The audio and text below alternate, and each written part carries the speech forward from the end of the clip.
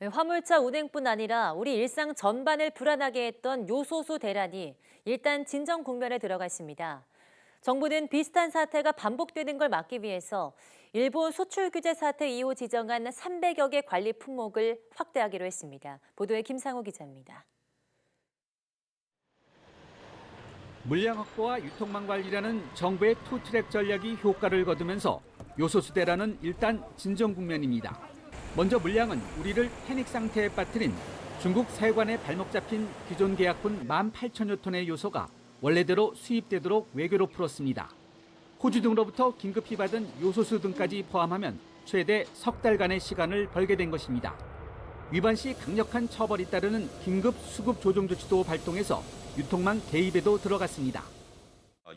요소수 전 밸류체인상의 유통 과정을 투명하게 관리함으로써 수급난을 야기 심화시키는 원인을 정확히 파악하고 이에 대한 즉각적인 처방이 가능하도록 하기 위한 조치입니다.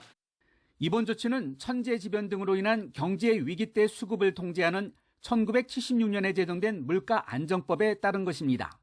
정부가 업자 등에게 생산과 공급, 출고 등의 명령을 할 수 있고 판매도 정해줄 수 있는 강력한 조치입니다. 법 제정 이후 처음 코로나19 사태로 인한 마스크 대란 때 실시한 데 이어 이번이 두 번째입니다. 한국 등 세계 경제에 엄청난 충격을 준 중동발 오일 쇼크 당시인 70년대 말에도 시행되지 않았던 조치입니다. 하지만 이번 사태를 근본적으로 해결하려면 수입처 다변화와 국내 생산 등의 시스템 구축이 시급하지만 단기간에 이루기는 사실상 불가능해서 정부는 해법 마련에 고심을 거듭하고 있습니다. 일본의 수출 규제 사태 이후 공급망을 관리하도록 지정된 품목은 300여 개. 지금까지 주로 대책 마련은 여기에 집중해왔기 때문입니다. 정부는 제2의 요소수 대란을 막기 위해 반도체와 자동차, 전지 등 주요 업종 관계자들과 긴급 회동을 했습니다. 이 자리에서 공급망 지정 관리 품목을 확대하기로 하고 관련 대책을 계속 협의하기로 했습니다. YTN 김상호입니다.